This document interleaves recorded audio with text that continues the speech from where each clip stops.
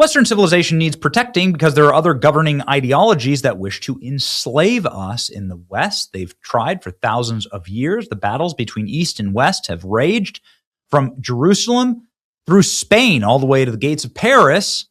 Islamists, atheists, communists have all tried to overtake the West, which is foundationally Christian. Europe, America, Canada, Australia, the Anglosphere, the West, Western civilization itself, is rooted in Christian ideology and worldviews like freedom of speech, freedom of association, freedom of choice, thought, and religion.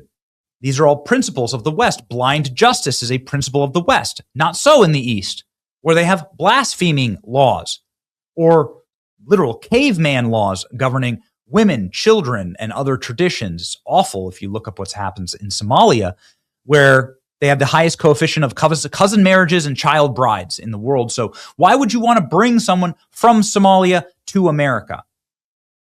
It's not going to be compatible. It's incompatible worldviews, ideologies, and value systems. I don't want people who marry their brother or sister or children in my country. But that is exactly what our ancestors decided when they got the Hart-Celler Act passed in 1965. This would be the greatest generation. Not even the boomers were really in governance then. This would be the boomers' parents who were tricked into destroying the immigration rules for this country, which highly favored people from Christian countries and from European backgrounds in order to create a harmonious society. So much of the unraveling of America, frankly, is because we've lost our foundational principles. We've brought in too many people that don't share our values, that don't assimilate to our values, that create break-off in micronations, like little Mogadishu in Minneapolis, and they govern themselves totally independently, and also they thieve from us. You know, there's many verses in the Quran about stealing from people who they consider, the Gentiles, effectively. And this is something that is foundational to the religions and the other ideologies that invade the West parasitically and steal from us. And something has to happen. Otherwise, we're doomed. You're facing demographic, overwhelming collapse. And the West will cease to be the West. What happens when there's no more English people in England? What happens when there are no Japanese people in Japan? It's not magic rocks. It's not like Japan stays Japan. If you replace all of Japan with Somalis, then it will become mini Somalia. We've seen this play out time and time again, all throughout Europe. Same thing with Pakistanis or Indians or whatever. This is not to knock those countries. Just think whatever you want about those countries. I've never been. I don't care to go.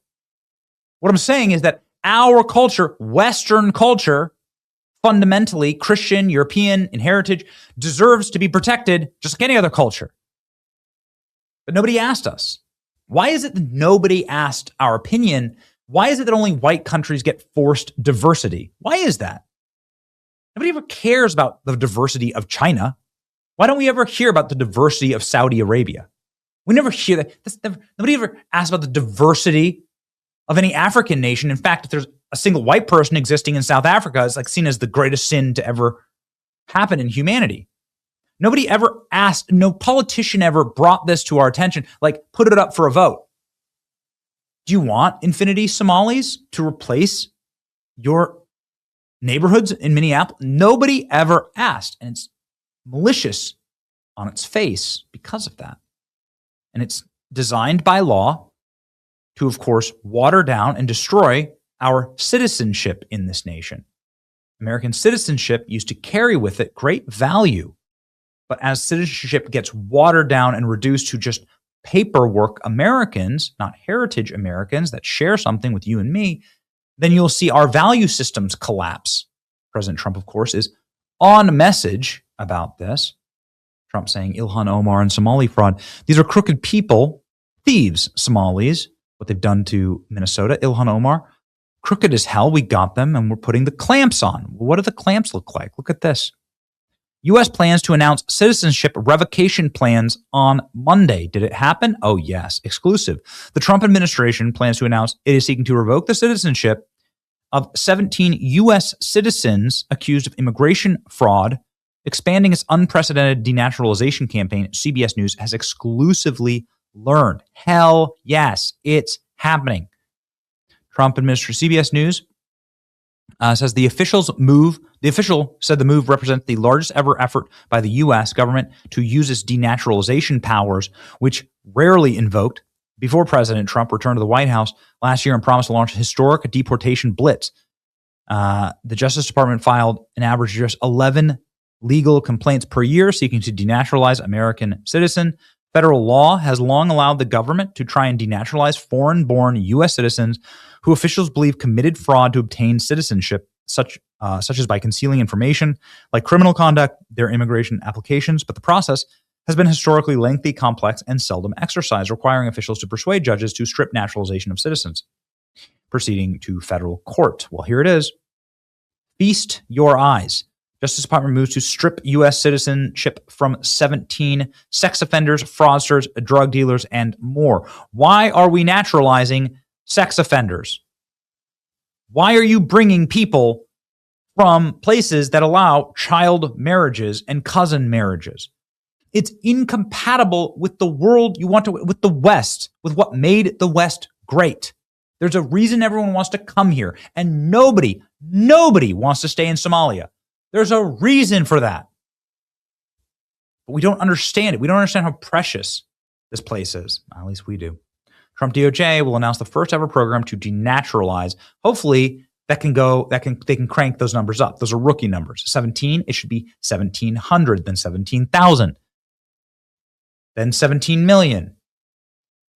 Boy can dream. People are leaving for other countries in droves as we dance. For the first time since the 1930s, more people are moving out of America than moving in. People are leaving for other countries in droves. Hallelujah. That would be amazing. Thank you very much. Let's go ahead and look here. 17 U.S. citizens stripped, conspiring to commit healthcare fraud, sexually abusing a minor, committing bank wire fraud, sexually abusing a minor. What could possibly be the argument for keeping these people as Americans other than grooming and abusing a minor, sexually abusing a minor? Wow, I wonder where these people are from. Really make sure, a real thinker in the noggin. I wonder what societies and what cultures these people are from. It's disgusting that we even bring these people here in the first place. This is a problem by our own creation. And I'm telling you, God help us, my generation and the generation younger than me are going to fix this. It means something to be an American. It means something to be a citizen of the West. You have to assimilate. And by the way, if I moved to a Muslim country, God forbid, would never do that, or if I moved to China or whatever, you would assume assimilation, learning the language, the customs, the traditions, staying out of jail, not committing heinous, despicable crimes in the view of their culture and religion, which of course my culture and religion says crimes against a minor is a horrible offense. You should go to hell for it. Another denaturalization surge by the Department of Justice. Good. Largest ever effort to denaturalize U.S. citizens.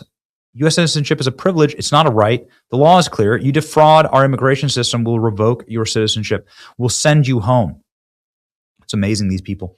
They drive around in their Ubers or whatever, their DoorDash cars, and they all have and you see them in the riots in L.A., they all have their home country's flag dangling out the rearview mirror of these cars, every single one.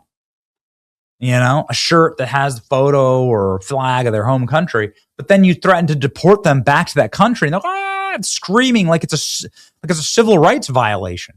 That we're giving you what you want. American citizenship is a privilege earned honestly. If you come here and break our laws and lie, you forfeit your privilege, says DHS Secretary Mark Wayne Mullen. Good. Great. Everybody cheering this. Thank you. American citizenship is a privilege. It must be earned honestly. They are all saying the same thing. New York City mayor next. Please. DOJ has started to ramp up efforts to revoke U.S. citizenship from foreign-born citizens. Is Ilhan Omar on the list? Woo, baby, that's a great question. I have been trying to warn folks about this coming our way for years now. Mehdi Hassan is not an American. I think he's born in England or Britain or whatever. And this guy, British American journalist. Okay, dude, why aren't you I don't get it. Why aren't you back in merry old England or wherever?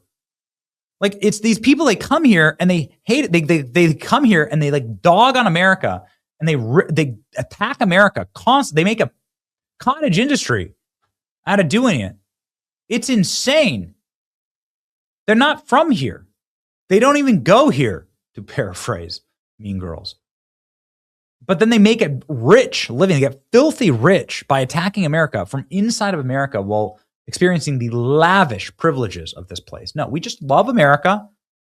And we know that there are cultures that are incompatible, obviously, with the West. That's fine. You want to go live in the East, go live in the East. I'm sure those people are really happy in their countries. They're not. But whatever. I'm just saying, don't make the West the East. You don't give up the most precious gift that we could possibly be given, which is the civilization built by our ancestors. Please. President Trump and his administration are doing more to fix that than any administration in my lifetime, and that's why I'm proud of my vote for Trump.